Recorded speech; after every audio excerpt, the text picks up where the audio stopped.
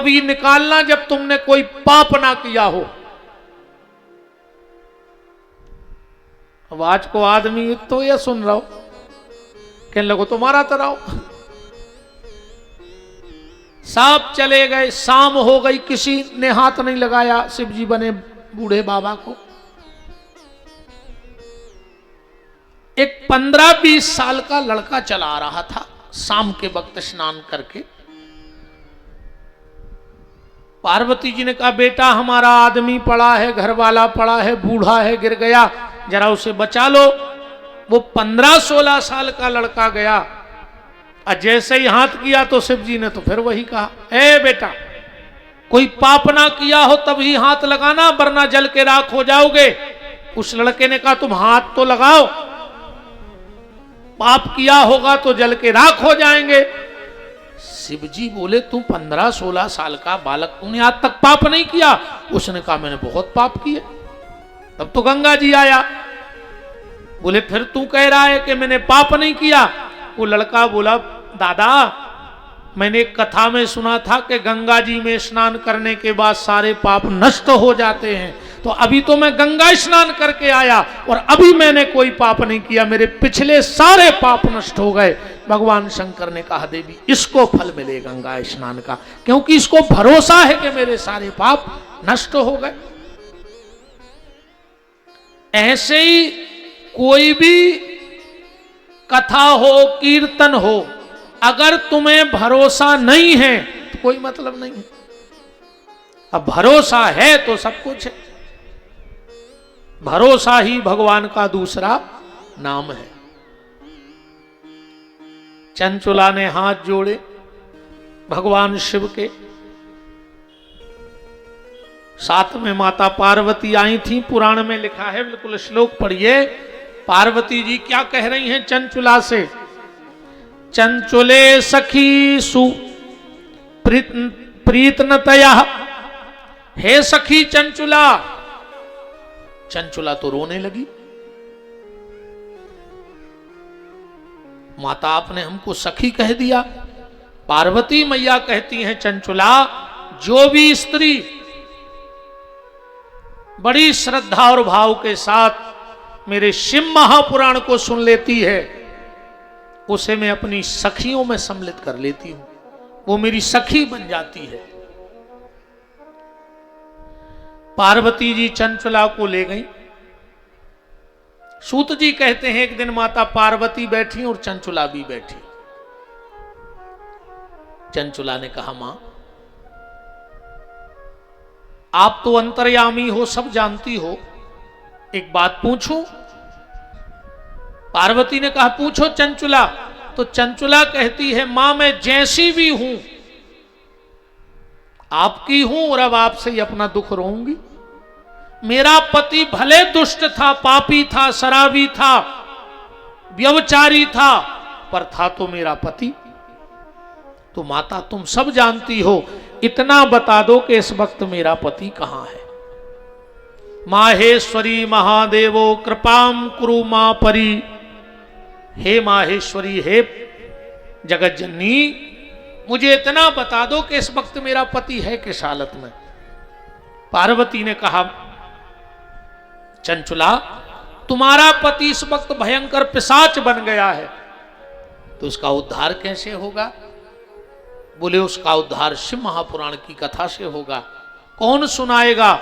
तो पुराण में लिखा है माता पार्वती ने एक गण प्रकट किया उस समय, जिसका नाम पड़ा तुम्बुरु।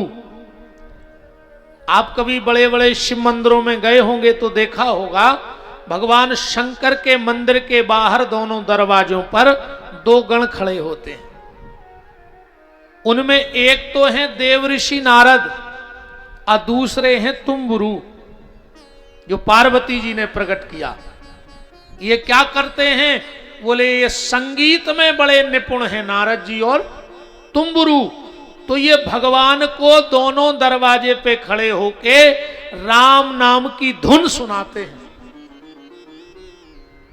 दोनों का काम है भगवान को कीर्तन सुनाना। भगवान शिव बड़े आनंदित होते हैं। कभी भगवान शंकर के मंदिर में जाना, ओम नमः शिवाय बोल पाओ चाहे न बोल पाओ, पर 10-20 बार सीताराम सीताराम जरूर बोला करो। भगवान शंकर बड़े प्रसन्न होते हैं सीताराम नाम धुन से। नारद जी और तुम्बरू 24 घंटे वहां खड़े खड़े श्रीमन नारायण की धुन और उसमें सुरताल तुम्बरू लगाते हैं। तुम्बरू ने को प्रकट किया और तुम्बरू ने जाकर के बिंद नाम के पर्वत पर, अभी भी आप कभी प्रयाग से जब काशी जाओगे बाई कार या बस, तो बीच में एक पहाड़ मिलता है जिसका नाम है बिंद पहाड़। उस पर जाकर के तुम्बरू ने चंचुला के पति बिंदुक को कथा सुनाई। उस कथा के प्रभाव से बिंदुक अपने रूप में आ गया। सूत जी कहते हैं कि खाली चंचुला के तप से दोनों पति पत्नी की मुक्ति हो गई। इस कथा की फलश्रुति कही गई है। अगर यह कथा वैधव्य योग प्राप्त नारी सुने, विधवा माताएं अगर इस कथा को भाव से सुनती हैं तो उनके पति को परम पद प्राप्त होता है। इसकी फलश्रुति है। ये कथा अगर भाव श्रद्धा से कोई वैधव्य योग प्राप्त नारी सुन लेवे तो उसके पति की परम गति बन जाती है। अगर सौभाग्यशाली नारी इस कथा को सुन लेवे तो उनका सौभाग्य अखंड हो जाता है। और अगर कुंवारी बेटियां इस कथा को सुन लेवे तो उनको बड़ा अच्छा पति मिलता है, दुष्ट पति नहीं मिलता है। इस कथा का फल है। इसलिए मैं कई बार कहता हूं बेटियों से कि घर में रामायण पढ़ा करो, शिव महापुराण पढ़ा करो, अच्छा पति मिलेगा। ना तर तुम चाहत हो फिल्म बारो और मिले है चिलम बारो। जब भजन न कर हो तो चिलम बारो, मिले है फिल्म बारो। चाह रही थी मिल गया चिलम बारो। एक बात और हमारी ध्यान से सुन लो। अगर शादी के बाद बेटी ससुराल में जाकर के दुखी है तो उसमें माता पिता का कोई दोष नहीं है। इसमें माता पिता को दोषी नहीं माना जाएगा। अगर ससुराल में बेटी को दुख मिल रहा है ये उसका स्वयं का कर्म है। जो बेटी अपने मायके में भजन पूजन पूजा पाठ करती है तो उसको अच्छा सुंदर वर मिलता है, योग्य वर मिलता है उसके पुण्य के प्रभाव से। हमारे यहां एक कहावत है कि घर गुण बहू और सार गुण गैया। किसी किसी बेटी के ऐसे पैर पड़ते हैं घर में कि घर के बारे न्यारे हो जाते हैं। अब कोनो कोनो ऐसी आउत हैं कि बारे ही बिक जा तो घर के न्यारे हो जाते, सो से बारे न्यारे हो जाते नहीं हो जाते, बारे भी बिक जात और घर के न्यारे भी हो जात। इसलिए मेरी बेटियों, मेरी बहनों, मेरी बच्चियों, घर में पूजा पाठ किया करो। कुछ ना बने तो रामायण खोल करके और पुष्प वाटिका की कथा पढ़ा करो जहां श्री सीताराम जी का मिलन हुआ है। कुंवारी बेटियां इतना तो करें। तो अगर वैधव्य योग प्राप्त नारी कथा सुनती है तो उसके पति की परम गति होती है। सौभाग्यशालिनी माताएं इस बिंदुक चंचुला के प्रसंगों को सुनती हैं तो उनका सौभाग्य अखंड होता है। और बेटियां सुने तो उन्हें पति अच्छा मिलता है। और जितने भी माता पिता बैठे हो, एक बात हमारी कान चढ़ा के सुन लेना। अगर तुम्हें बेटी ज्यादा बोझ लगे तो जिस दिन ये नदी आवे ना उसमें फेंक देना तो मर जाए। गला दबा के बेटी को मार डालना, एक ही दिन तो तकलीफ होगी। पर शराब पीने वाले लड़के से उसका विवाह मत करना, इतना ध्यान रखना। अगर तुम अपनी बेटी को तिल तिल मारना चाहते हो, आजकल लोग बर नहीं देखते, आजकल लोग अकेला घर देखते हैं। जबकि शादी में घर नहीं बर देखना चाहिए, योग्य है कि नहीं।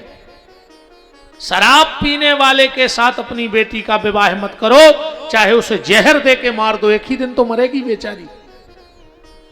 और शराब पिएगा तो उसको तो पल पल मरना होगा। और एक बात और हमारी सुन लो ध्यान से, जितने लोगों के लड़के शराब पीते हो उनको घोड़ी पे नहीं बैठा रहो, उनको गाड़ी में बैठा रहो और पागल खाने करे आओ, दूसरे की मोड़ी की जिंदगी बर्बाद न करो, मर जे हो। अगर और सुन लो, अगर तुमसे किसी ने पूछा कि उनका लड़का कैसा है और अगर तुम्हें पता है कि वो शराब पीता है तो बिल्कुल साफ बता दो, बिल्कुल साफ बता दो कि भैया तुम्हें करने हो करो, नहीं करने हो बिल्कुल न करो, दारू खोर है। और अगर तुमने छुपा दिया, अगर तुमने छुपा दिया और छुपा के विवाह करा दिया तो उसका पूरा प्रायश्चित तुम्हें भोगना पड़ेगा। पहला तो तुम्हें कन्या की हत्या का पाप लगेगा। जो भी ये छुपा के कहते अरे हमारी जिम्मेदारी है कर दो, तुम तो बहुत अच्छा लड़का है, लड़का का है वो तो अब भगवान जाने का है, वो तो सुंगराया है। शराब पीने वाला लड़का हो सकता नहीं, वो तो सुअर है राहतगढ़ का, नाली में ही तो पड़ो रहे। तो पहला तो तुम्हें कन्या की हत्या का पाप लगेगा और दूसरा तुम्हें ब्रह्म हत्या का पाप लगेगा। इसलिए कभी भी बिल्कुल साफ बोल दो, भैया तुम्हें करने करो, हमारी कोई जिम्मेदारी नहीं कहा यो रिश्तेदारी में। तो ये चंचुला के महत्व की कथा चल रही थी। चंचुला ने गलती की, पर गलती के बाद स्वयं का उद्धार किया और अपने पति का भी उद्धार कर दिया। देखो एक बात और कह दें, मेरी बहनों ध्यान से सुनना,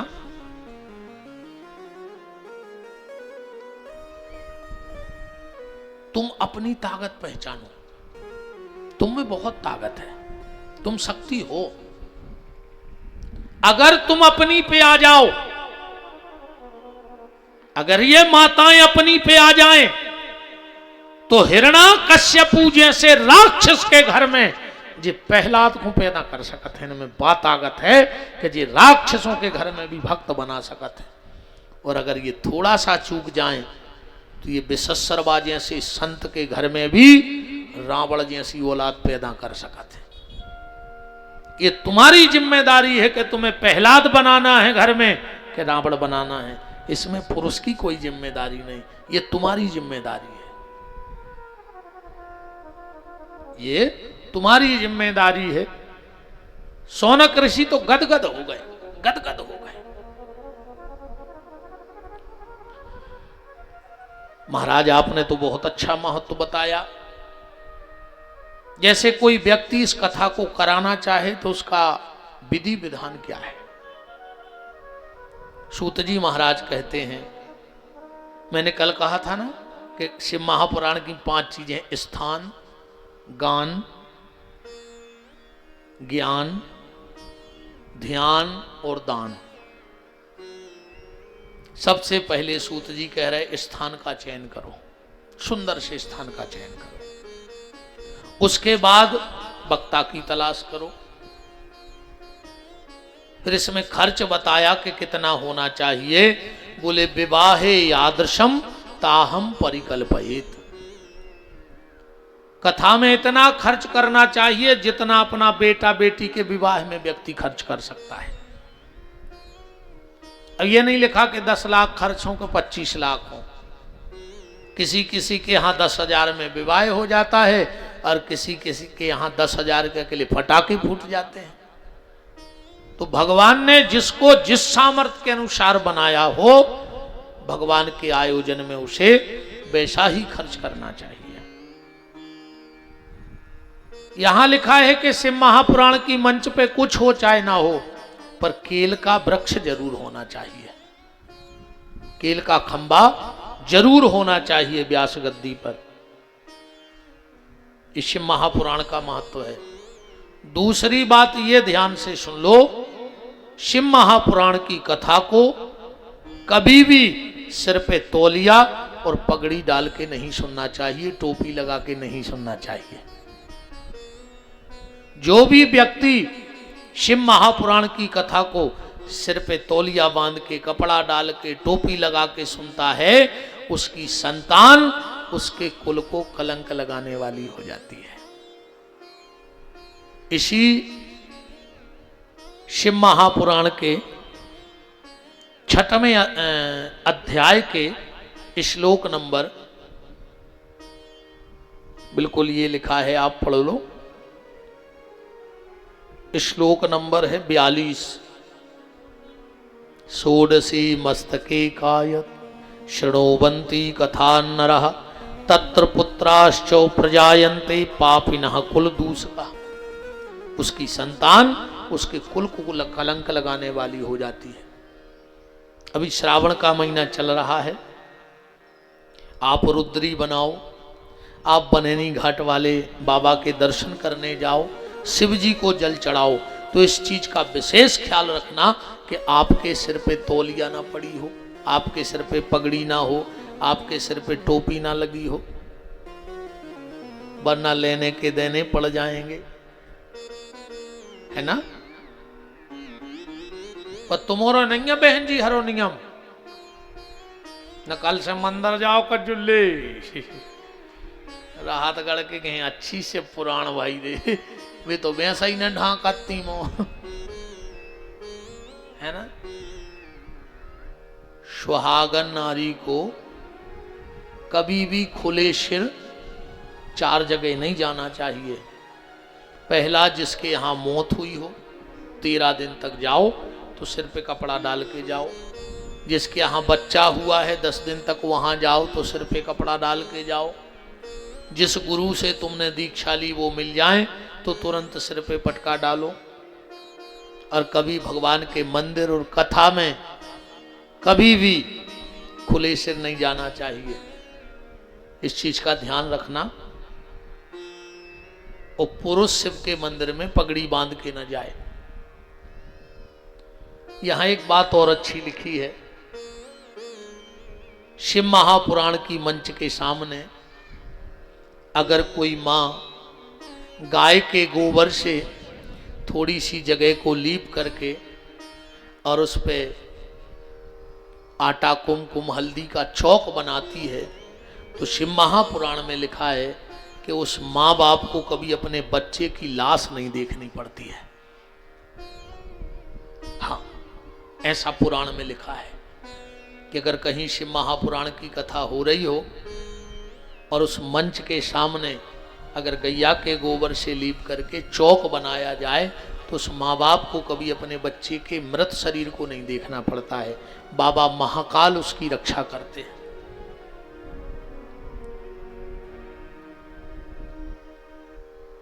ये नियम बताया। इसमें यह भी लिखा है कि जिन्होंने दीक्षाहीना विहीना नाम ना अधिकार कथा श्रवे, जिन्होंने दीक्षा ना ली हो उनको शिव महापुराण सुनने का अधिकार नहीं है। जिन्होंने दीक्षा ना, बिल्कुल श्लोक लिखा है, मेरी अपनी कोई बात नहीं है। ये भी श्लोक 7वें अध्याय का श्लोक नंबर 4 है, इसलिए बिल्कुल ग्रंथ खोल के बात कर रहे हैं हम। किसी को शंका हो तो बिल्कुल ये ग्रंथ, पुंसा दीक्षा विहीना नाम ना अधिकारा कथा श्रवे। अब कई लोग ऐसे हैं जिन्होंने दीक्षा नहीं ली होगी, तो इसमें लिखा है कि भगवान शंकर को ही अपना गुरु मान लो।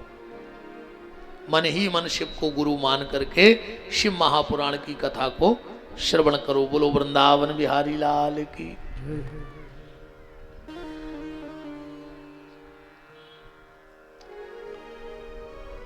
आसनार्थे प्रक्षामी पुराणस्य चेन्नरः कंबला जिनवासो शिम चंद्र फलमेव च। अगर 7 दिन अनुष्ठान से कथा सुन लो, ध्यान से सुनना बात, तो कथा के विश्राम में या कथा के बाद जीवन में एक बार कंबल का दान जरूर करना, कहते हैं जो शिव महापुराण की कथा सुन के कंबल का दान करता है उसको चर्म रोग नहीं होता है। तो आप सबसे अगर हो जाए तो कंबल का दान करना, विपिन बिहारी को नहीं करना। नहीं नहीं, हमें नहीं चाहिए। क्या करेंगे हम इतने कंबल ले जाके। एक संकल्प ले लेना आप तो कि अगर आपको इसी राहतगढ़ में या कभी सफर में आपको कोई ठुठुरता व्यक्ति मिल जाए, कोई गरीब व्यक्ति मिल जाए, कुछ ना कर पाओ, तो एक ऊन का साल लेके उसको दान कर देना, तो आपको फल मिलेगा और 1% मेरा भी फल बन जाएगा आपके साथ। हमको नहीं चाहिए, हमें कुछ मत देना, पर जीवन में एक बार अब से महापुराण सुन लिया है तो किसी गरीब को एक कंबल का दान जरूर करना। देखो, मैं एक और, मैंने कल भी कहा था कि माला चाहे कम करना पर मदद ज्यादा करना। माथे पे चंदन लगाओ, बहुत अच्छी बात है, मैं भी लगाता हूं। नहीं लगाता तो आज मैं जल्दी जल्दी, सुबह सोमवार था तो पूजन हुआ और थोड़ा बहुत आहार लिया और लेट गया। लेटा तो आंख लग गई, आंख लगी और घड़ी देखी तो तुरंत उठ के आ गए। आते ही साथ ये सोनी जी, धर्मेंद्र भैया, कपूर साहब बोले महाराज जी तुम चंदन नहीं लगाए। हमने कहा यार गलती हो गई आज। हमने कहा जल्दी जल्दी उठे, हमने कहा चलो वहीं हाथ मुंह धो के तिलक शुरू कर लेंगे। तो चंदन तो हम भी लगाते हैं, आप लोग भी लगाया करो, पर चंदन से ज्यादा महत्वपूर्ण एक चीज और है। माथे पे चंदन लगाओ, ये आपकी शोभा है, पर अगर चंदन भूल भी जाओ पर दूसरों के जख्म पे मर्म लगाना मत भूलना, तो चंदन लगाने से ज्यादा फल मिलेगा। चंदन लगाओ अच्छी बात है, पर दूसरों के जख्म पे मलहम जरूर लगाना।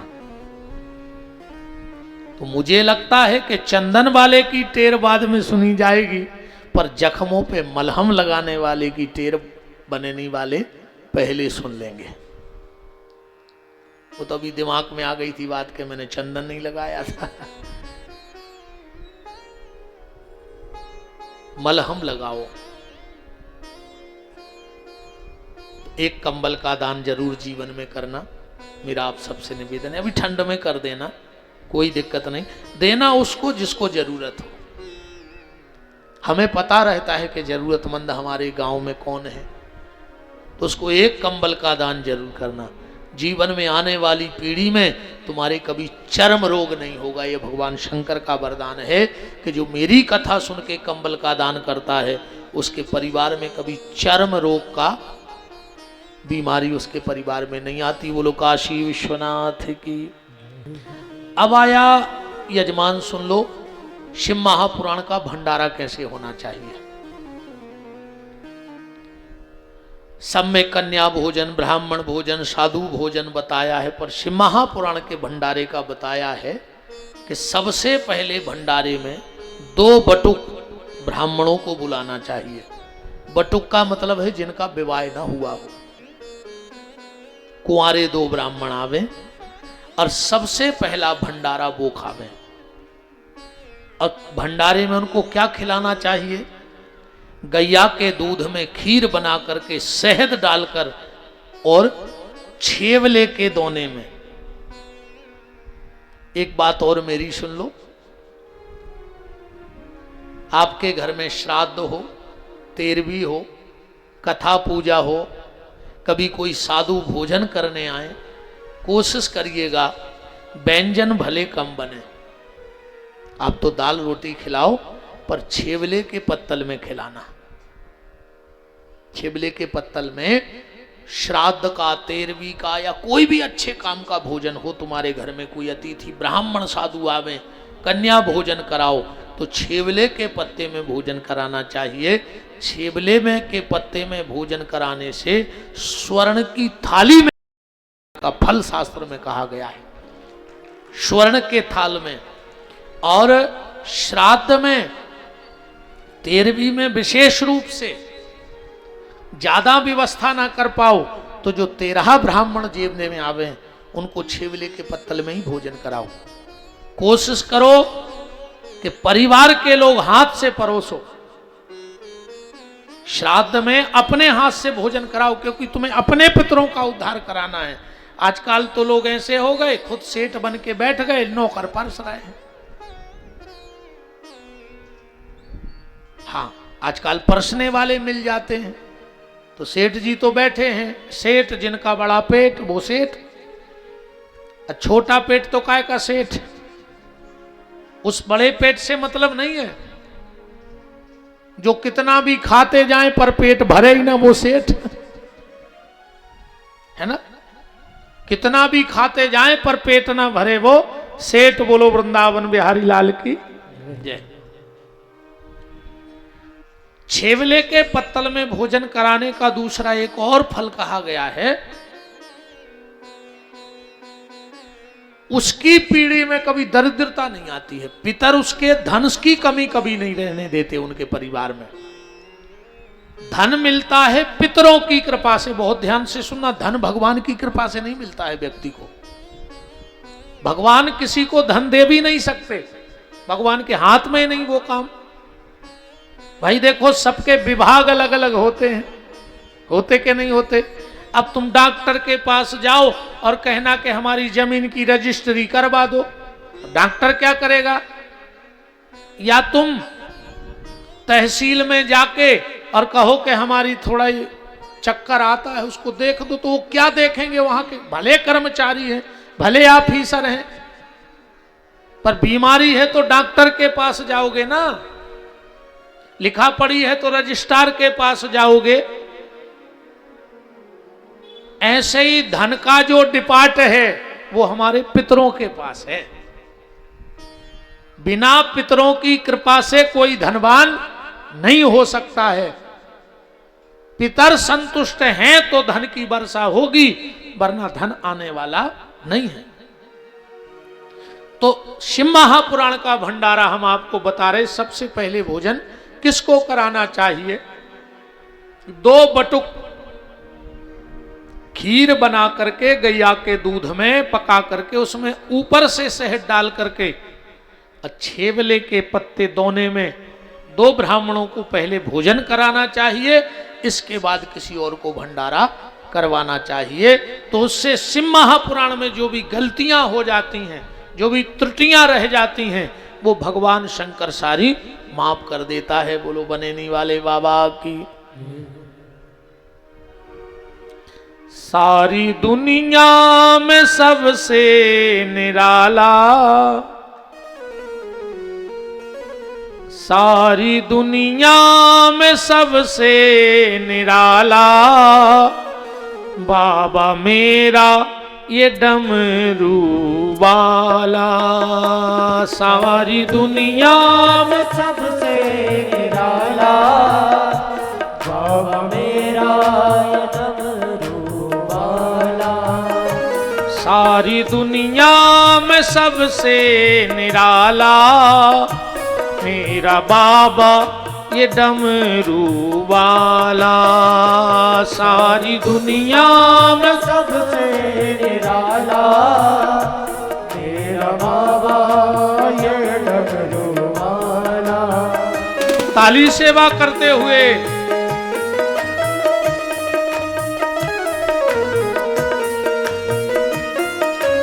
हरि बोल।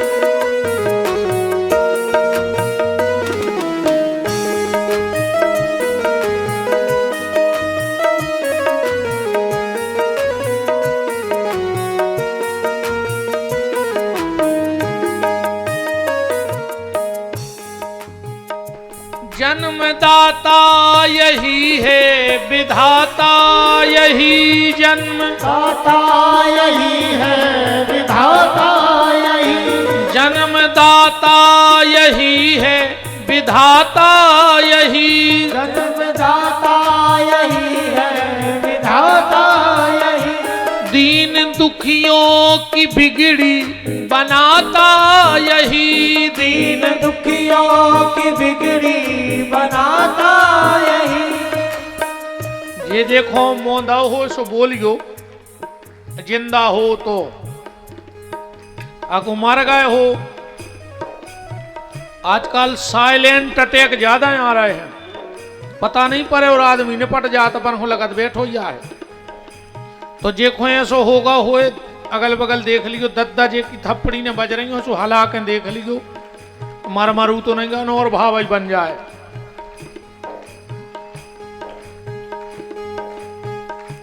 जन्मदाता यही है, विधाता यही, जन्मदाता यही है, विधाता यही, दीन दुखियों की बिगड़ी बनाता यही, दीन दुखियों की बिगड़ी बनाता यही, देव ये है बड़ा दिल वाला, देव ये है बड़ा दिल वाला, बाबा मेरा है डमरू वाला, सारी दुनिया निराला, मेरा बाबा ये डमरू वाला।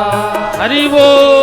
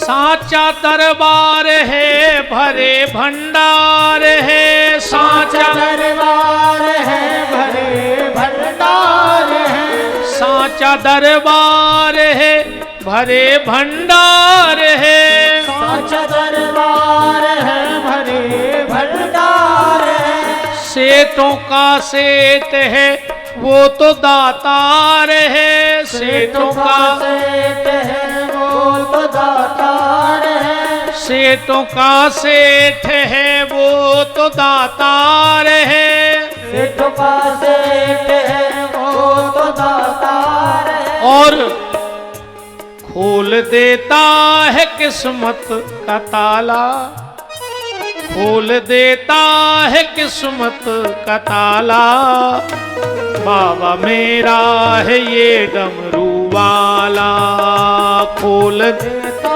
है किस्मत का ताला, बाबा मेरा है ये डमरू वाला, सारी दुनिया में सबसे निराला, मेरा बाबा है ये डमरू वाला, सारी दुनिया में सबसे निराला, मेरा बाबा ये डमरू वाला।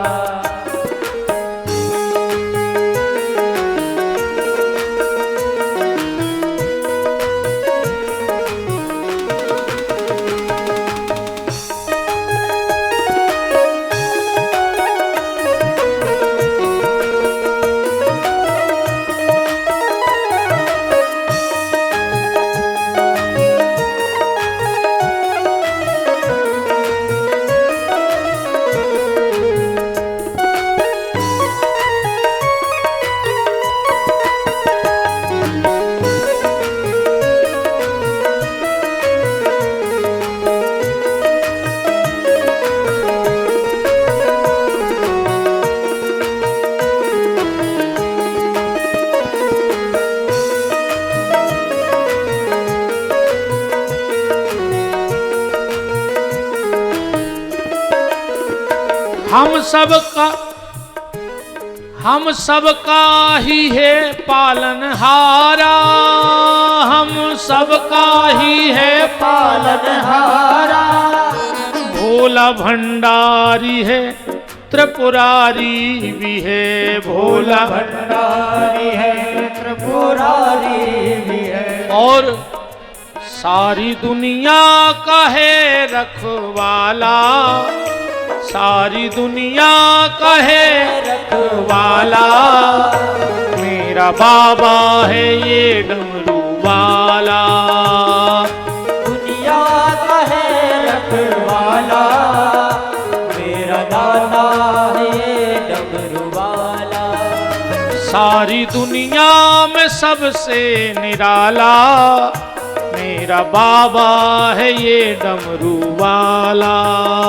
सारी दुनिया में सबसे निराला, मेरा दादा है ये डमरू वाला। बोलो बनेनी घाट वाले बाबा की जय हो। धर्म क्षेत्रे महाक्षेत्रे गंगा कालेन्द्री संगमे, प्रयागे परमे पुण्यम ब्रह्म लोकस्य वर्तमनि। मैंने कल आपसे निवेदन किया था, ये तो महत्व में हम लोग चल रहे थे। धर्म क्षेत्रे महाक्षेत्रे गंगा कालेन्द्री संगमे, संगम के पावन पुनीत तट पर शिव महापुराण की कथा के लिए एक भव्य दिव्य आयोजन हुआ। और सूत जी महाराज से शौनक ऋषियों ने कथा के विषय में पूछा कि शिव महापुराण का उदय कैसे हुआ। सूत जी महाराज कहते हैं एक बार नारद जी के जीवन में विपत्ति आई। शौनक ऋषि बोले नारद के जीवन में विपत्ति कैसे आ सकती है? क्योंकि जीवन में विपत्ति 4 जगह से आती है। ध्यान से सुनना, कितने जगह से व्यक्ति परेशान है? 4 जगह से। सबसे पहला स्वस्थ से, शरीर से विपत्ति आती है। दूसरी संपत्ति से, तीसरी है संबंधियों से, नाते रिश्तेदारों से भी समस्या में है आदमी। तुम बहुत अच्छे हो, अको समधी मडरी कतली भाव तो हर महीना बैठाड़े जेल में बिड़ी लाए। बोलो, विपत्ति के कितने रास्ते हैं? पहला शरीर। इसलिए मैं कई बार कथाओं में कहता हूं कि अगर भगवान ने तुम्हें पैसा दिया है तो तुम भाग्यवान हो। पैसा दिया है तो भाग्यवान हो, पर अकेले पैसा से कछु नहीं होए। पैसा से कछु नहीं होए। अपने ही जिले में ऐसे पैसा वारे पड़े हैं, खुद नन्या पता का पैसा कितो है, पर डॉक्टर ने कह दे मर जाओ को तेल को बूंदा करे के भीतर सरक गो। तो मूंग की दाल को पानी पी रहा है नेचो नेचो कई सेठ साहूकार। अकेले पैसा से कछु नहीं हुआ। अपन अच्छे हमें तो तुम पथरा दे दे बे पीस के खा जाए पच जाए। पैसा है तो भाग्यवान हो, पैसा के संग हो स्वस्थ तो सौभाग्यशाली हो। भाई पैसा हो खावे को भी तो टेम हो। आज कई आदमी हम इसके गुरु जी हम तो यहाँ से बित गए हैं कि खावे को तक टेम नहीं है। फांसी लगा ले मार जा, ऊंसे ने मनो तो बाटर फाला गो तो चले जा, सड़क के मार जा। कौन बाप को कमा रहा है हमें जा बता दे। पेट में खा नहीं रहे, तुम्हें पीठ पे बांध के ले नहीं जाने तो कौन बाप को लगे। आज के आदमी को ने पेट की चिंता आए, ने पीठ की चिंता आए, वो को पेटी की चिंता है कि पेट ही भर भारी रही बस, है ना। अकेले स्वस्थ से कछु नहीं हो। फिर ऐसे तो राहतगढ़ में सुंगरा और पड़ा फिर रहे होंगे बम का, जैसे तुम फिर हो अच्छे स्वस्थ। पर गिनती आदमों में नहीं रहे, गिनती रहे तुम्हारी पड़ों में और सुंगरों में। पड़ों में और सुंगरों में गिनती लग है तुम्हारी। पैसा है तो भाग्यशाली, स्वस्थ है तो सौभाग्यशाली, और इन दोनों के साथ अगर तुम्हारे घर में सत्संग है तो तुम परम सौभाग्यशाली हो। सत्संग होना चाहिए। ऐसे पैसा से कछु नहीं होता। पूरी जिंदगी लगे रहे धन धन धन धन, आखिरी में मोड़ी मोड़ा लिखवा दे पिताजी को निधन, सो धन को खेल खत्म, पूरी जा जाते तई धरी रे। पैसा ही पैसा हुआ, मैंने लगे जो मार का सुंगरा बन हो, ये जितने सुंगरा फिर रहा ये पेल के बड़े आदमी आ रे, ये पूरे पैसा वाले फिर रहा सुंगरा। करोड़ों की जायदाद हतीर ने चुवन्नी दान नहीं करी, को मर गए सो बने सुंगरा। तुम देखियो सुंगरा जहां मिलो तक की जमीन खुद ठाड़ो ठाड़ो, काचो को पता रहता कि हम पहले जन्म में कहूं गड़ा के धरे आए थे, अब वो भूल गाओ के कहां गड़ो सो घूरे हम साथ फिर रहा हो।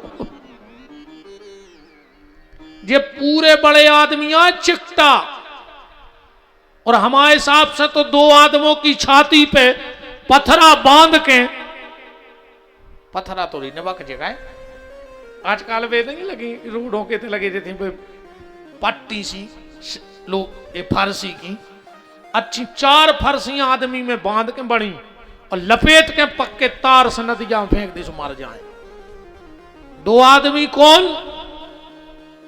एक वे जिनके पैसा है पर कंजूस है, वो मर जाओ चज्जे, कम से कम वो पैसा कब उपयोग में तुम्हारे लग जाओ, तुम बैठी सो सांप ही घाई कुंडी मारे बैठे तो मर जाओ, तो कम से कम वो पैसा दूसरे के काम में आ है। और दूसरे पे जोन गरीब हैं पर आलसी हैं, कर्मभागी हैं, वो को भी फेंक दो चज्जे सो मर जाए, काय को मन खराब कर रहा हो फालतू में। एक पैसा हो के कंजूस है, वो को फेंक दे सो मर जाए, और एक वो जोन गरीब है पर मेहनत कर भी डरा रहा हो, वो को भी फेंक दी सो मर जाए, काय को अन्न खराब कर रहा हो, है ना। तो व्यक्ति के जीवन में 4 तरफ से समस्याएं आती हैं।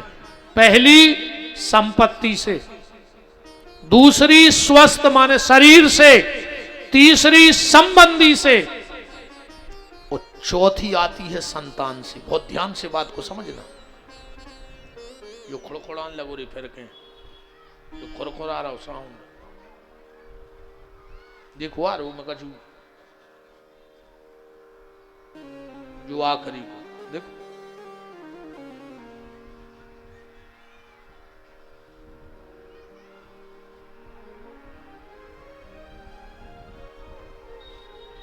जोई जोई या जोई, हाँ मिट गाओ राम। 3 दुख आदमी फिर भी सह लेता है, संपत्ति को, शरीर को और संबंधियों को, पर जो चौथा दुख होता है वो भयंकर है, संतान को। औलाद के दुख में फौलाद भी टूट जाते हैं। औलाद का दुख सब नहीं सह पाते, औलाद के दुख में फौलाद भी टूट जाया करता है। तो ने तो नारद जी के औलाद आए, ने नारद जी के रिश्तेदार आए, स्वस्थ बिल्कुल सही है, संपत्ति की उनको जरूरत नहीं है, फिर दुख कहां से आ गया। सूत जी महाराज कहते हैं, ध्यान से सुनो, नारद जी के जीवन में कष्ट कहां से आया। और जीवन में व्यक्ति के कष्ट तब ही आता है, एक बात और ध्यान से सुन लो, जब इष्ट के प्रति उसकी श्रद्धा खत्म हो जाती है। जब अपने इष्ट से भरोसा उठता है तो व्यक्ति के जीवन में कष्ट आने लगता है। इसलिए अपने इष्ट पे भरोसा रखो। तुम जिसको मानते हो, राम को, कृष्ण को, हनुमान को, दृढ़ भरोसा, पक्का भरोसा उनके चरणों में हो। इष्ट भर जिसका मजबूत हो उसके जीवन में कष्ट आ ही नहीं सकता। अच्छा, अपनी दिक्कत जा बन गई, हम सही बताएं। एक आदमी गाओ लूटा लेके पानी भर भी सो पिया लगाओ वो अपने नल के तक। अरे यार कहने लगो नल में तो पतरी धार चला, सुबह दौड़ के गाओ मोटर के, कहने लगो यार ये में भी पानी कम आऊ, फिर दौड़ के गाओ नदिया के, और उन्हें सोची नदिया भी हल्की पर, सो पहुंचो गंगा के, कह लो गंगा भी हल्की पर है, हमें पानी बहुत चाहिए। पहुंचो सागर के और जो समुद्र में लोटा डुबाओ उस पानी उतना ही आओ। बात समझ रहे? जल मत ढूंढो कि कहां कितना गहरा है, पात्र बढ़ाओ। जितना बड़ा पात्र होगा उतना ज्यादा जल भीतर आएगा। हम पात्र नहीं बढ़ा रहे हैं, हम तो वे समुद्र ढूंढत फिर रहे हैं। अपने हृदय की विशालता बढ़ाओ। तुम्हारा जो इष्ट है वही तुम्हारी पूर्ति करेगा। पर अपन तो मौसमी है, कबो हनुमान जी काम न बनो उसको शंकर जी को बैठा लिया। तना शंकर जी ने सुनी गई अब अयोध्या चल गया अपन तो तना उते ने मतलब सुन कर उसको वृंदावन चलो। ऐसे मत भटको, पात्र बढ़ाओ। पात्र तो तुम्हारा उतना ही है, तुम कहूं चले जब पानी तो उतना ही बने हैं जितना लोटा है। नारद जी थोड़े से इष्ट से विचलित हो गए। बहुत ध्यान से कथा को पकड़ना। नारद जी गए तीर्थ यात्रा के लिए, और जब तीर्थ यात्रा के लिए गए तो जाके हिमालय की गुफा पे बैठ गए। रामायण में लिखा है, हिमगिरी गुहा देख अति पावन, बह समीप सुर सरी सुहावन। वहां गंगा मैया बगल में बह रही है। आश्रम तो पवित्र होता है, पर जब गंगा मैया का किनारा हो तो और पवित्र हो जाती है वो जगह, है ना। अच्छा, गंगा मैया का भी अपना महत्व है। भगवान शिव के जटाओं में विराजी हैं। विष्णु भगवान के चरणों से निकली हैं। इनका एक नाम जानवी गंगा भी है। क्या नाम है? जानवी गंगा। जानवी गंगा नाम क्यों पड़ा? जानवी गंगा नाम इनका इसलिए पड़ा, जब शंकर ने अपने जटाओं से गंगा को कैलाश में पटका तो आगे आगे भागीरथ दौड़ रहे थे और पीछे पीछे गंगा। अच्छा, एक बात और, भागीरथ जी ने क्या कृपा करी। भागीरथ जी चाहते तो ऋषिकेश से सीधा दौड़ते और गंगा सागर में अपने पितरों का उद्धार कर देते, पर यह शर्त रखी गई थी कि जहां जहां से मैं दौड़ूं वहां वहां से तुम्हें चलना है। तो भागीरथ जी सीधा नहीं दौड़े, कभी ये तरफ दौड़ जाएं, फिर दौड़ें, फिर तिरछे, कि जहां जहां से ज्यादा गंगा मैया का विस्तार हो जाए, उतने लोगों का उद्धार हो जाए। भागीरथ जी दौड़ते गए, पीछे देखा तो गंगा मैया है ही नहीं। भागीरथ जी लौट के आए तो गंगा दिखी नहीं कहीं। हुआ क्या था कि जब भागीरथ दौड़े तो जानवी ऋषि तपस्या में बैठे थे। गंगा जी जब नीचे से निकली उनके सामने, उनने सोचा कोई साधारण जल है, उनने पूरी गंगा ही पी ली जानवी ऋषि ने। भागीरथ जी दौड़ के आए, जानवी ऋषि से बोले कि महाराज जा बताओ, आपने गंगा को देखा? जानवी ऋषि बोले गंगा को तो नहीं देखा, पर यहां से जल बह रहा था, हम पी गए। अरे बोले वही तो गंगा है मालक, मुश्किल से तो हम धरती पे ले आए और तुम पी गए। अब जानवी ऋषि दिक्कत में फंस गए कि अब गंगा को शरीर से कैसे निकालें। अगर मुंह से निकाल रहे तो वह तो उल्टी हो जाए, मुंह से निकले जो वो उल्टी है, और अगर लघु शंका के द्वारा निकाल रहे तो गंगा को अपमान हो जाए। तो अब क्या करें? तो जानवी ऋषि ने अपनी जांग पटाके, दाहिनी जांग पटाके गंगा निकाली है, तो उनको नाम जानवी गंगा पड़ गया। बोलो गंगा मैया की। अच्छा, मैया गंगा की चर्चा गई तो एक बात और आपसे निवेदन करके कह दें, आप लोग जब भी कभी किसी तीर्थ में जाओ, किसी तीर्थ में कुछ सावधानी बरता करो। डायरेक्ट जाके न नदिया में कूद जाएंगे। तीर्थ जाने के भी नियम है, वरना जाओ मत, तुम्हें दोष लगेगा। किसी भी तीर्थ में स्नान, गंगा जाओ, नर्मदा मैया जाओ, यमुना मैया जाओ, सरस्वती मैया जाओ, कहीं भी जाओ तो उसके नियम हैं। पहला नियम क्या है? सबसे पहले जाके साष्टांग दंडवत करो उस घाट पे। और उससे भी पहले ये नियम है कि कम से कम 108 कदम पैदल चलो। कम से कम 108 कदम हो जाए तुम्हारे पैदल चलने के तीर्थ में। और जूता चप्पल निकाल के जाओ। कई बार आदमी घाटाई तक जूता चप्पल पहने जाते। अगर तुम उनको मां मान रहे हो, देवी मान रहे हो, तो जूता चप्पल पहन के जाओगे। गाड़ी में जूता चप्पल उतार दो, अब फिर वहां से नंगे पांव जाओ। जाके सबसे पहले साष्टांग दंडवती करो। उसके बाद 3 बार जल का आचमन करो। तुम्हें मंत्र आवे तो अच्छी बात है, ना आवे तो सीताराम सीताराम सीताराम। 3 बार जल का आचमन करो। फिर थोड़ा सा जल लेके अपने ऊपर छिड़को। पहले जल छिड़कने के बाद उसी तीर्थ का जल हाथ में लो थोड़ा सा, और अपने गोत्र का नाम जरूर बोलो। तुम्हें जहां तक के पितर याद हो, पिताजी हैं तो अच्छी बात है, नहीं है तो उनका नाम लो, बब्बा का नाम लो। 3 पीढ़ी तक का तो लगभग सबको पता होता है। तो हाथ में जल लो, और जितने पितरों का तुम्हें याद आवे तो उतने पितरों का नाम लेके वो जल उसी में छोड़ो। ये संकल्प होता है। बिना संकल्प के किसी भी नदी में स्नान नहीं करना चाहिए। सबसे कह रहा हूं, बहनों से भी, माताओं से भी। दूसरा, तीर्थ में जाओ तो जब डुबकी लगाओ तो यह विशेष ख्याल रखो कि जिस तरफ से धार बह के आ रही उस तरफ हमारा मुंह होना चाहिए, पीठ नहीं होनी चाहिए। अगर तीर्थ को पीठ करके स्नान करोगे तो तुम्हें तीर्थ के अनादर का पाप लगेगा, क्योंकि तुमने तीर्थ पीठ बता दी।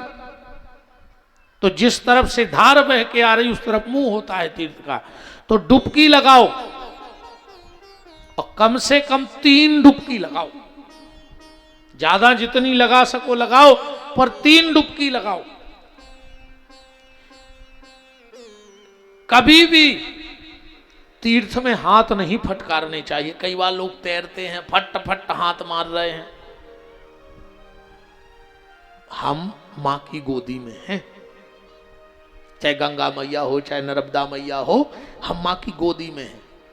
तैरने के लिए और नदियां हैं, वहां तैरो, पर कभी तीर्थ में तैरना नहीं चाहिए, दोष है। क्योंकि तीर्थ तैरने के लिए नहीं गए, वहां तो हम तरने के लिए गए हैं। हमें तैरना नहीं सीखना, तरना सीखना है तीर्थ में जाकर के। कभी भी हाथ, कई लोग अच्छे हाथ फटकार के फद फद नहाते हैं, ऐसे नहीं नहाना चाहिए तीर्थों में। ये दोष लगता है तीर्थ जाने का। उसके बाद जब आप घाट पर आओ, कभी भी तौलिया टावल से शरीर को पोंछना नहीं चाहिए। वो जल अपने आप हमारे शरीर में सूख जाए, वरना अनादर होगा। तुम जिस गंगा के लिए गए उसी गंगा को तौलिया से साफ कर रहे कि हमारे शरीर में न रहे जल, तो ये तो पाप का काम है। एक बात और हमारी बहुत ध्यान से सुनना, अगर तुम चाहते हो कि जीवन में सुखी रहो, आपदाएं ना आवे, विपदाएं ना आवे, तो कभी भी तीर्थ में कुल्ला करके नहीं थूकना चाहिए। कई लोग जाते हैं, मुंह में पानी भरो, ये मुंह की जूठन तुम तीर्थ में डाल रहे हो। काहे को गए थे नाटक करने? बिल्कुल कभी भी आप जहां जिस धर्मशाला में, होटल में, जहां भी रुके हो, वहां मंजन करके जाओ। कोशिश करो कि तीर्थ का जल तुम्हारे मुंह में तो जाए, पर मुंह से बाहर न आए। आचमन के द्वारा उसी को श्रद्धा से तुमने कही जय हो नर्मदा मैया, से पहले नर्मदा मैया कह के वो जल को पान कर रहे, और वही से कुल्ला कर अपराध लगेगा कि नहीं लगेगा? कभी भी कुल्ला नहीं थूकना चाहिए तीर्थों में, वहां तो जल पीना चाहिए। और 4 जगह आदमी को मौन रहना चाहिए। बहुत ध्यान से सुनना। सबसे पहले स्नान करते वक्त मौन रहो, कोशिश करो कि मुंह में से कुछ ना निकले स्नान करते वक्त। दूसरा हवन करते वक्त यहां तक नियम है कि अगर तुम हवन कर रहे, आहुति डाल रहे हो और तुमने बीच में कुछ बोल दिया और फिर तुमने हवन किया, तो जितनी आहुति डलेंगी उतने तुम अपने धन की नाश खिलाने कर रहे हो। अगर हवन करते वक्त कारणवश तुम्हें बोलना पड़े तो फिर आहुति रोक करके 3 आचमनी जल पी करके फिर हवन करना चाहिए, फिर पुनः आचमन करके।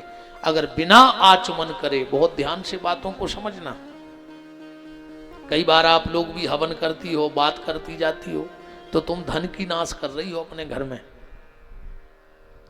इसलिए जितनी देर हवन करो मौन रहो।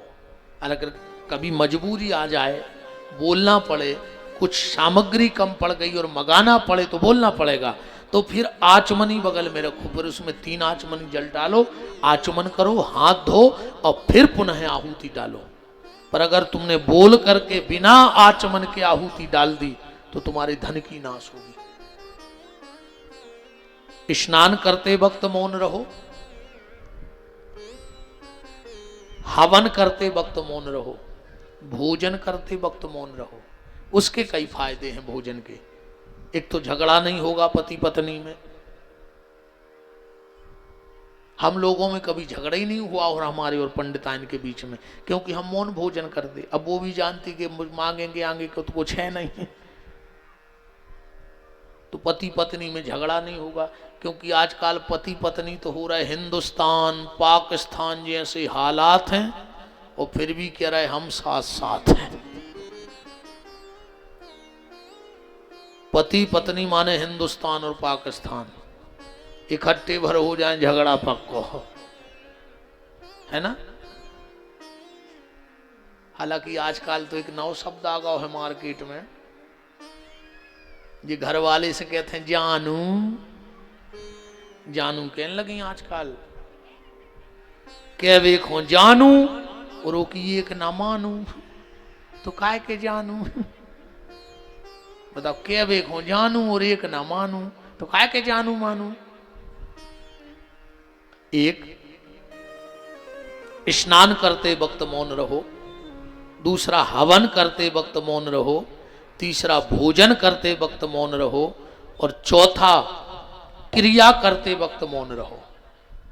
क्रिया मतलब निस्तार, मल त्याग करते समय, मलमूत्र का जब त्याग करो तो उस वक्त मौन रहो। जब आप मल त्यागो तो बिल्कुल मौन होना चाहिए।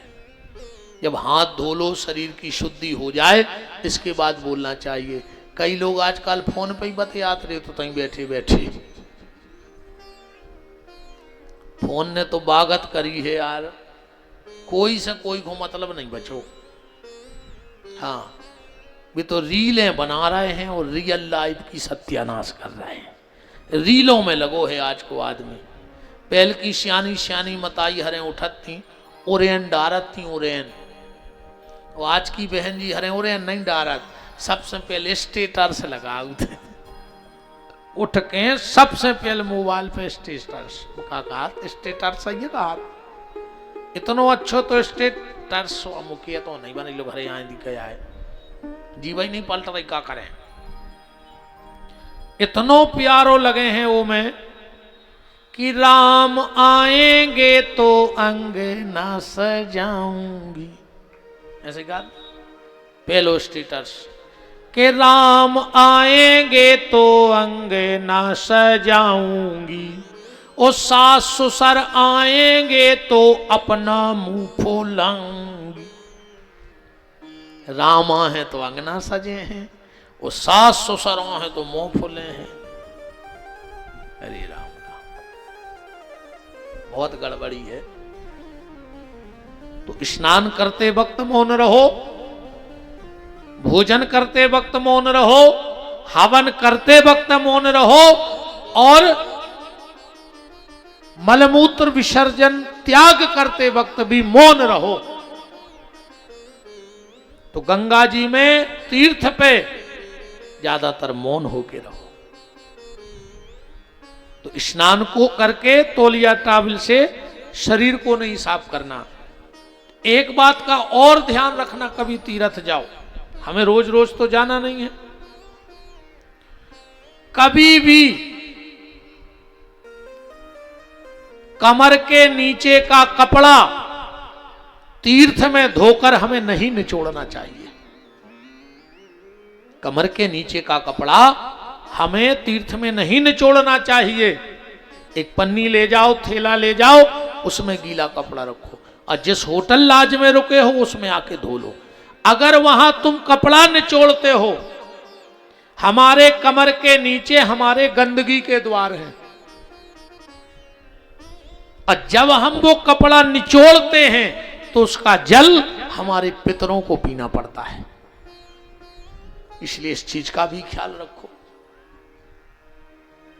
उसके बाद दीपदान जरूर करो तीर्थ में। दीपदान जरूर करो तीर्थ में। कोशिश करना कि मिट्टी के दीपक का दान ना हो। बहुत बात को पकड़ते जाना हमारी।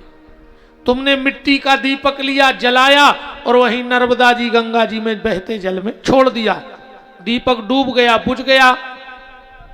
अब कोई स्नान को जाएगा तो वो दीपक उसके पांव में गड़ेगा कि नहीं गड़ेगा? उसको कष्ट होगा कि नहीं होगा? और कष्ट होगा तो भोगेगा कौन? जिसने दीपदान किया, उसके खाते में जाएगा।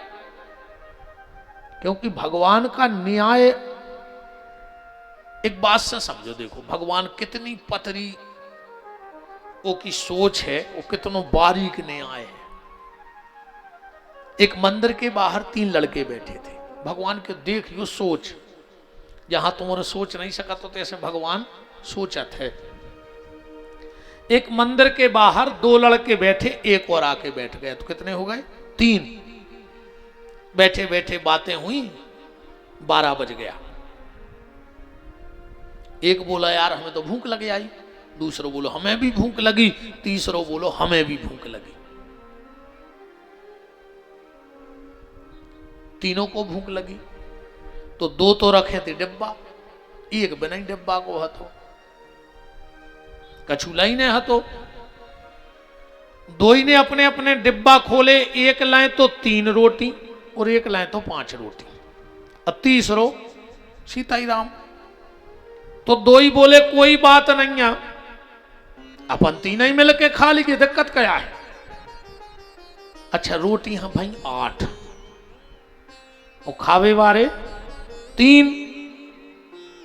तो वो हिस्सा नहीं बट पा रहा था,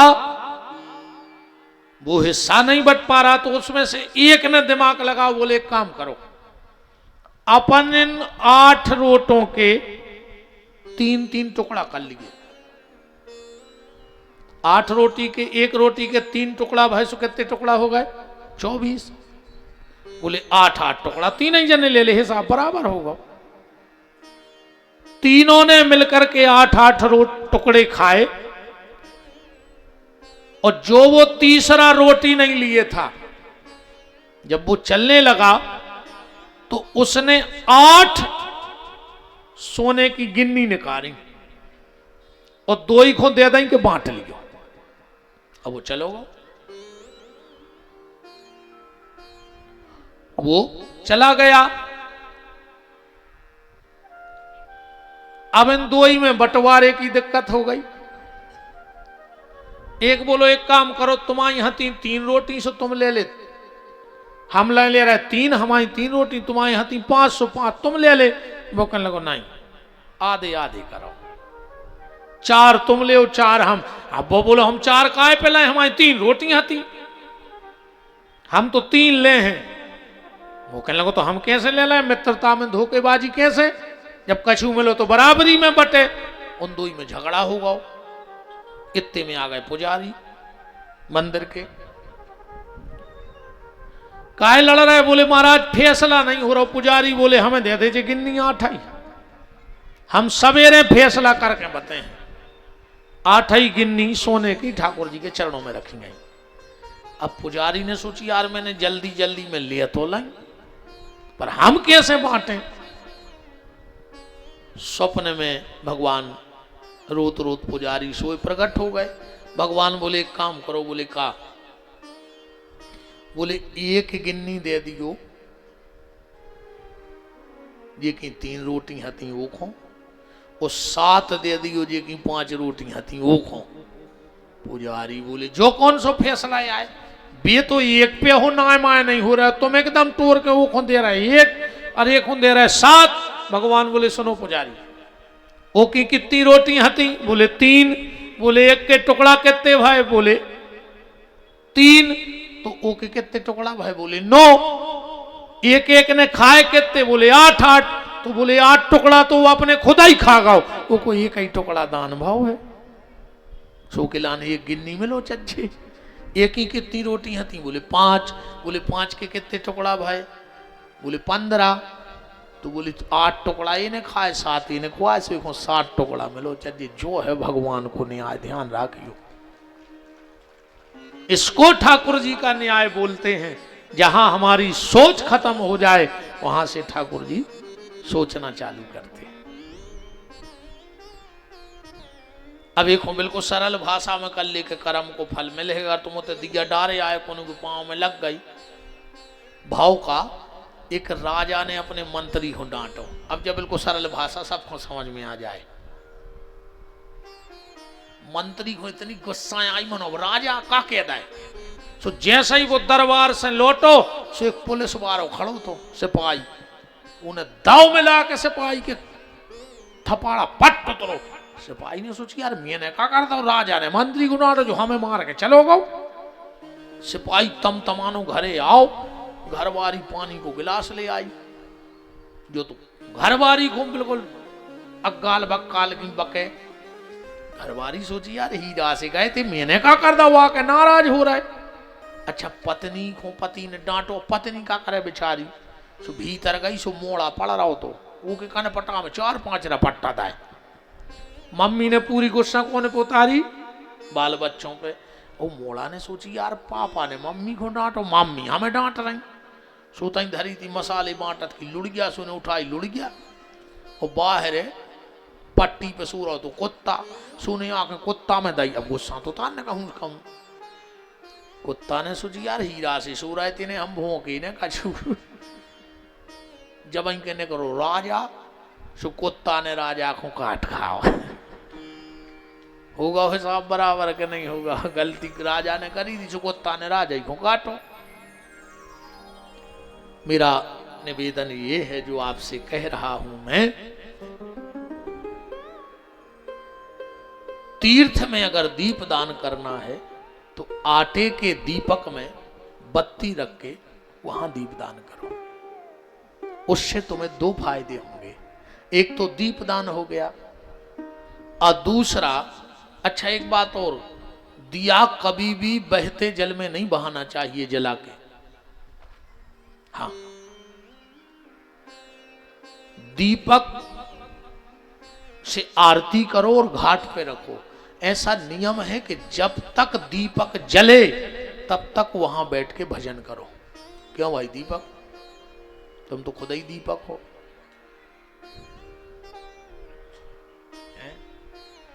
जब तक तुमने दीप दान किया है घाट पे बैठो दीपक रख के और उतनी देर भजन करो जब तक दिया जले।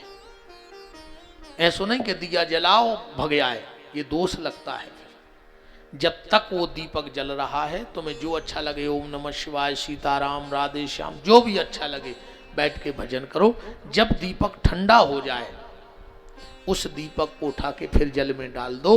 उसमें जो मछली है, जो कछुआ है, जो भी जीव हैं, उनका पेट भर जाएगा उस आटे से। तो तुम्हें भंडारे का फल मिलेगा। तीर्थ पे जाके भंडारा जरूर करना चाहिए, तो उन जीवों का पेट भरेगा तो तुम्हें भंडारे का फल मिलेगा। तुमने घाट पे जाके भंडारा किया है।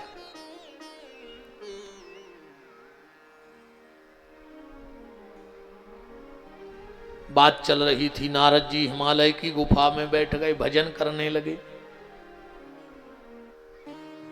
जैसे ही नारद जी का भजन बढ़ा इंद्र कांप गया।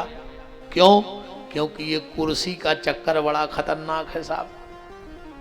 कुर्सी वालों कबहू सुखी नहीं रहते। कुर्सी वालों कबहू सुखी नहीं रहते। जेखो मिल गई वो 5 साल टेंशन में नहीं सो रहा हो कि चली न जाए, चली न जाए। और जे की चली गई वो 5 साल ये जुगाड़ में घूम रहा हो को मिले है कैसे, मिले है कैसे। तो ने कुर्सी मिलवे बारो सुखी, अन्य कुर्सी जावे बार। अच्छा आदमी कहते हैं चुनाव के कई चरणों में होते हैं, 4 चरण में, 6 चरण में। हमारे हिसाब से 2 चरण में होते चुनाव, बस तीसरो चरण है ही नहीं है चुनाव को। बताओ अच्छा कौन से 2 चरण? चुनाव के सिर्फ 2 चरण हैं।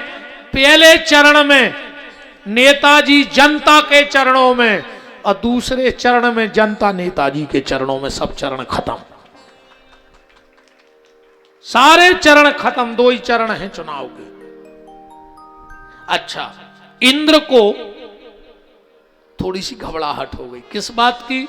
एक बात को ऐसा समझना, कभी कभी बड़े बड़े पद पर बैठे लोग भी नहीं चाहते कि हमारे साथ वाले बढ़ जाएं। ये कुर्सी का चक्कर बड़ा खतरनाक है। बड़े बड़े पद वाले भी नहीं चाहते कि हमारा साथ वाला बढ़ जाए। अगर हमारा साथ वाला बढ़ गया तो हमारी जी हजूरी कौन करेगा? इंद्र नहीं चाहता कि कोई बढ़ जाए। इंद्र ने सोचा ऐसा ना हो कि नारद की तपस्या बढ़ जाए और भगवान प्रसन्न हो जाएं, नारद को आशीर्वाद दे दें, और नारद कहीं आशीर्वाद में मेरी कुर्सी ना मांग ले। कुर्सी को लोभ, अरे भैया ये से खराब नशा तो कोनो है ही नहीं है।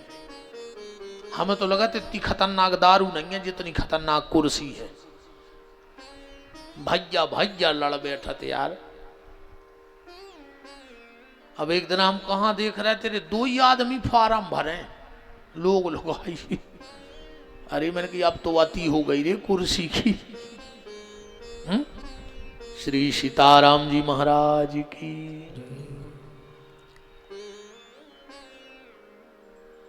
इंद्र ने कामदेव को बुलाया, और जब कामदेव आए, कामदेव ने पूरा पैसारा फैलाया, पर नारद को न जगा पाए। कारण क्या था? कारण ये था, ध्यान से सुनना। जब नारद जी भजन को बैठे तो नारद जी के भीतर थे राम, वो बाहर खड़ा था काम। और अपन जब भजन को बैठा थे तो सिंहासन में राम और भीतर बैठो काम। सब अपनो प्रभाव जमा देते। जो भीतर है उसी की चलेगी, भीतर वाले की चलती है कि नहीं चलती? बोलो, बाहर वाले की चलती है कि भीतर वाले की?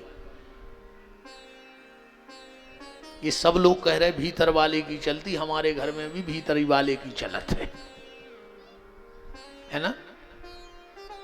और चलनी चाहिए, उसमें गलती माँ बाप की है।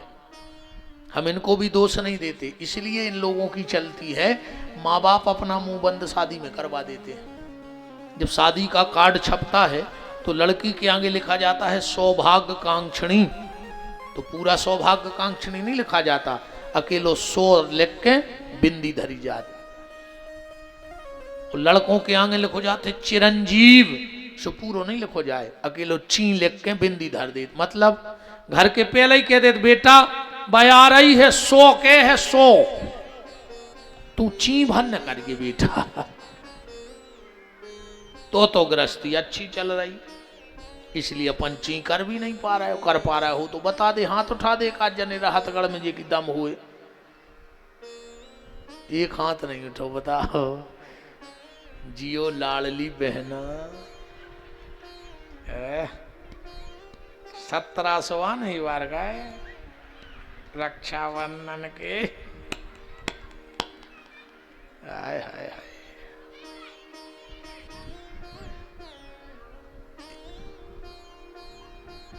मोनी मोनी रुको रे भज्जा भाई, छिलछिलाई खेलने लगी।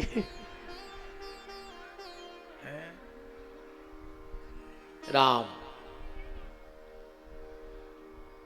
नारद जी पे काम का इसलिए असर नहीं हुआ क्योंकि भीतर राम बैठे थे। जिनके भीतर राम का आसन बन जाएगा तो काम दुनिया में उसका कुछ नहीं बिगाड़ पाएगा। पर हमारे भीतर आज भी काम का ही आसन है, इसलिए काम हमारा सब बिगाड़ देता है। कामदेव ने सोचा कैसे जगाएं, तो नारद जी को एक माला पहना दी। और जब माला पहनाई फिर भी नारद जी नहीं उठे तो हिलाया, उठो। नारद जी उठे, बोले तुम? बोले काम। क्यों आए थे? बोले तुम्हें जगाने। बोले जगा पाए? बोले नहीं जगा पाए। काम ने कहा मान गए नारद बाबा। बोले क्या? बोले तुमने तो शंकर जी को भी पीछे छोड़ दिया। बोले क्यों? बोले मैं शिव के पास गया तो शिव ने काम को तो जीत लिया, मुझे तो मार डाला था, पर क्रोध नहीं जीत पाए। तुमने तो क्रोध भी जीत लिया, तुम हम पे गुस्सा नहीं कर रहे। अरे नारद बोले इसमें काय का गुस्सा हो, खूब तारीफ भाई। अच्छा, 3 चीजें भजन करवे वारे को सबसे ज्यादा नुकसानदेह हैं। 3 चीजें। सबसे पहली प्रशंसा, ज्यादा तारीफ ने भौचर्य आदमी की। दूसरी है प्रणाम, ज्यादा पांव पर आई भी न हुए। और तीसरे हैं पुष्प। पुष्प माने माला, ज्यादा माला ने पेराई जाए, ज्यादा माला पेराएंगे तो भी गड़बड़ है।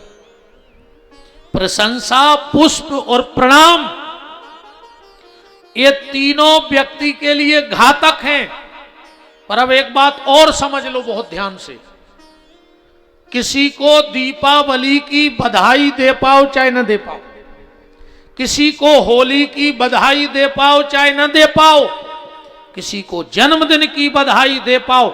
आज जन्मदिन की तो तुम्हारे ऐसी झूठी बोलत हो कि पागल करें पूरी दुनिया को। आदमी सबसे ज्यादा झूठी बोलत जन्मदिन के दिन। क्या कहते हो तुम जियो हजारों साल। जियो है आज तक को राहतगढ़ में 1000 साल, चलो पूरे राहतगढ़ के चले आओ, वो जीज है। ये बिल्कुल सफेद झूठ आए, कई जियो हजारों साल। और आखिरी शब्द तो इतना खतरनाक बोला तो यार, कई साल के दिन हो कई हजार। तुम्हारे बाप के घरे कैलेंडर छपन लगे, क्या तुम्हारे बाप कैलेंडर बनाने लगे?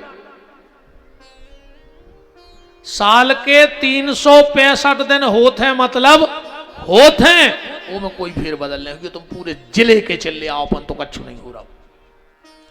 तो किसी को होली की बधाई दे पाओ, किसी को दीपावली की बधाई दे पाओ चाहे ना दे पाओ, किसी को जन्मदिन की बधाई दे पाओ चाहे ना दे पाओ, पर अगर किसी ने अच्छा काम किया है तो उसकी बधाई देने उसे अलग से जाओ कि धन्य है तुम्हारे लिए, तुमने एक अच्छा काम किया है।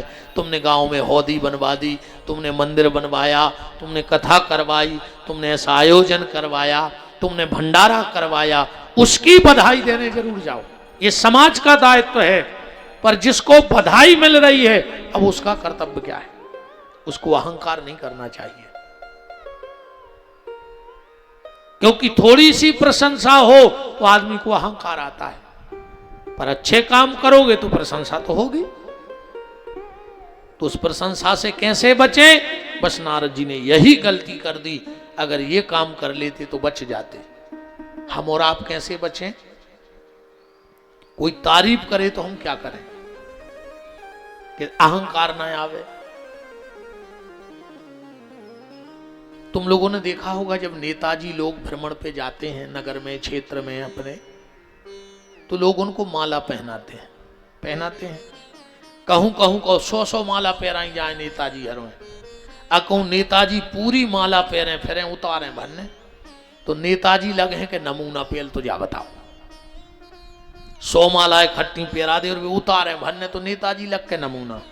दूसरों खतरा है, कहूं कौन पतरे धागा की माला होए, कहूं वजन में एक आध पीछे की नस घिस जाए वो धागा में, तो मार जे नेताजी के ने मार जे। अरे मारे है ने तो कौन नस फट जे सब भूल जाए। तो नेताजी हरे का करत हैं, या तो वे खुद उतार के बगल वाले को दे जात, और न बगल में उनके आदमी रहते हैं। आदमी तो समझ गए जो अब जो भी एक बहुत बड़ो टेंशन है। पहले